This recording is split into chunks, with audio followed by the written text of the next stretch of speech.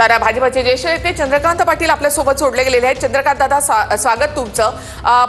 मोदी सरकारचा सगळ्यात मोठं पाऊल, पाकिस्तानच्या विरोधामधला कठोर निर्णय। या कठोर निर्णयांची आवश्यकताच होती। देशातलाच नाही तर संपूर्ण जगातला, केवळ हिंदू नाही तर सर्व धर्माचे, सर्व पंथाचे लोक, सगळ्यांची एक कॉमन रिॲक्शन होती की हे मानवतेला लांछन, मानवतेला लाजवणार आहे। ज्या प्रकारचा संवाद झाला, ज्या प्रकारचा संवाद करून मारलं गेलं, एक चीड आहे।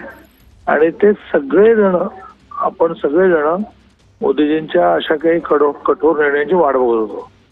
आणि या सगळ्या निर्णयांच्या अंमलबजावणीसाठी, व्यवहारात एक निर्णय येण्यासाठी संपूर्ण देशाने कुठलेही मतभेद व्यक्त न करता माननीय मोदीजींच्या बरोबर, म्हणजे मोदीजींचे हात मजबूत केले पाहिजे।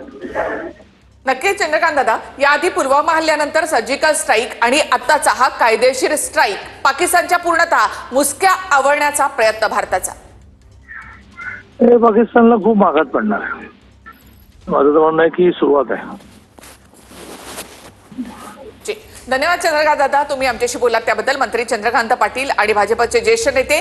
सिंधू पाणी करार थांबवण्यात आला, अटारी बॉर्डर बंद करण्यात आली आहे, पाकिस्तानी नागरिकांना भारतामध्ये प्रवेश बंदी करण्यात आली। यापुढे पाकिस्तानी नागरिकांना व्हिसा मिळणार नाही।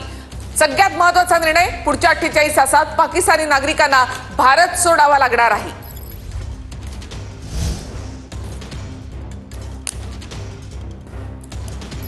तर भारत सरकारनं हा अत्यंत मोठा निर्णय घेतलेला आहे। पाकिस्तानच्या मुसक्या आवळण्याचं काम आता भारत सरकारनं हाती घेतलंय।